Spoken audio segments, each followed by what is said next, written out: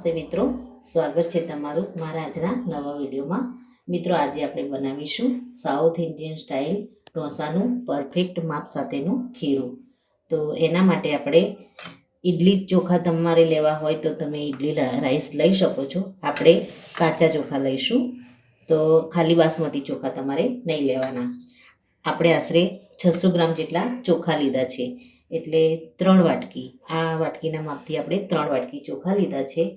અને એક વાટકી આપણે સફેદ અડદની દાળ લઈશું, અને એનાથી અડધી વાટકી આપણે ચણાની દાળ લઈશું. ઢોસાનો કલર થોડો ગોલ્ડન આવે એના માટે આપણે ચણાની દાળ એક મોટી ચમચી જેટલું આપણે એડ કરીશું. તો સૌ પહેલાં તો ચણાની દાળ અને ચોખાને આપણે મિક્સ કરી અને 4 થી 5 પાણીથી આપણે આને ધોઈ નાખીશું. ચોખાની અંદર વ્હાઈટ પાવડર વધારે હોય છે કાચા ચોખામાં, તો આને સારી રીતે પહેલાં તો ધોઈ દઈશું. મિત્રો, અડદની દાળ આપણે અલગ જ વાસણમાં રાખી છે, એમાં આપણે એક મોટી ચમચી આપણે મેથી એડ કરી દઈશું, અને આને પણ આપણે સારી રીતે ધોઈ લઈશું. મેથી એડ કરવાથી એમાં આથો જલ્દી આવી જાય છે અને સુગંધ પણ સારી આવે છે. તો આને પણ આપણે 3 થી 4 પાણીથી ધોઈ લઈશું.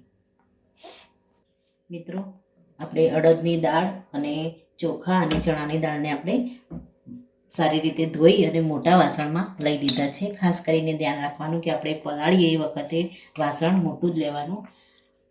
પલળી અને આ ડબલ થશે એટલે આપણે મોટા વાસણમાં જ લેવાનું. તો હવે આપણે પલાળી દઈશું. તો જરૂર પૂરતું આમાં પાણી એડ કરી દઈશું, અને ચોખા અને દાળને આપણે અલગ અલગ જ પલાળીશું.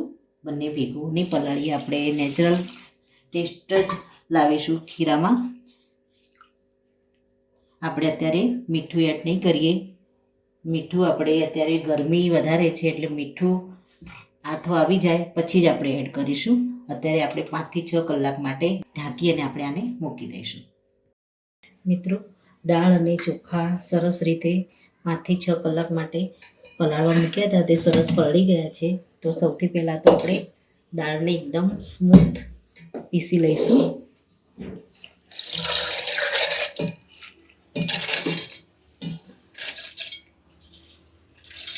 થોડું આપણે પાણી રાખીશું એમાં, એની સાથે જ આપણે પીસીશું. દાળ અને મેથી આમાં એડ કરેલા છે, એની એકદમ આપણે સોફ્ટ અને ફ્લફી થાય એવી પેસ્ટ આપણે બનાવવાની છે. અને ચોખા અને દાળની આપણે થોડી સોજીના જેવી કરકરી આપી આપણે એને પીસીશું. આને થોડું એકદમ સોફ્ટ પીસી લઈશું. મિત્રો, અડદની દાળ અને ચોખા અને ચણાની દાળ સારી રીતે પીસાઈ ગઈ છે. અડદની દાળને આપણે એકદમ સોફ્ટ પીસી છે, અને ચોખાને આપણે થોડા કકરા રાખ્યા છે. તો મિત્રો, આને આપણે એક મોટા વાસણમાં લઈ અને મિક્સ કરી દઈશું. આને આપણે એક જ દિશામાં ફેંટવાનું છે.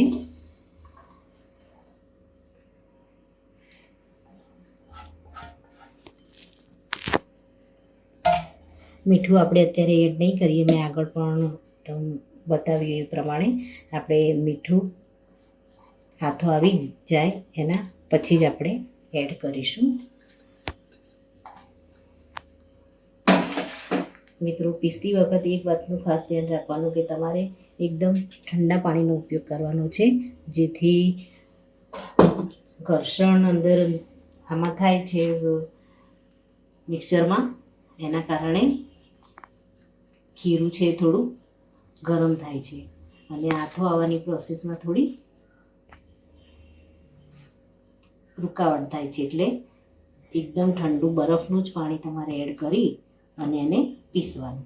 હવે આ રીતે આપણે થોડું એક જ દિશામાં ફેંટીશું, તો હાથની જે ગરમી અડશે એના કારણે આથો ઝડપથી આવશે. મિત્રો, આપણે ખીરું છે સરસ ફેંટી દીધું છે એક જ દિશામાં. હવે આને આપણે ઢાંકી અને કોઈ ગરમ જગ્યાએ 8 થી 10 કલાક માટે ઢાંકી અને મૂકી દઈશું. મિત્રો, બેટર આપણું સરસ એવું ફૂલી અને રેડી થઈ ગયું છે. સરસ એવો આથો આવી ગયો છે. આમાં આપણે વધારે કંઈ એડ કરવાની જરૂર નથી. સરસ એવો આથો આવી ગયો છે. હવે આપણે ઢોસા ઉતારવા માટે થોડું અલગ ખીરું લઈ એમાં મીઠું એડ કરી દઈશું અને ઢોસા ઉતારવાની શરૂઆત કરીશું. મિત્રો આપણે તવો મૂકી દીધો છે. થોડું આપણે ટેમ્પરેચર સેટ કરી દઈશું.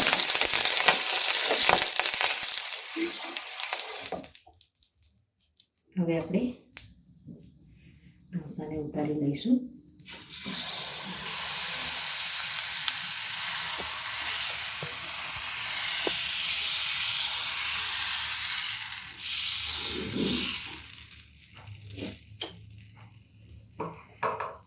નીચેની સાઈડ બરાબર થાય એટલે આપણે એને બહાર લઈ લઈશું.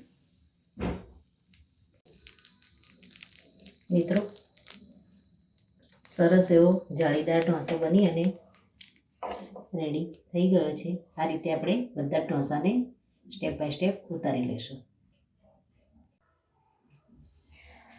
મિત્રો પરફેક્ટ માપ સાથે સાઉથ ઇન્ડિયન ઢોસા બની અને રેડી થઈ ગયા છે. એ સાંભાર અને ભાજી સાથે સર્વ કરીએ છીએ.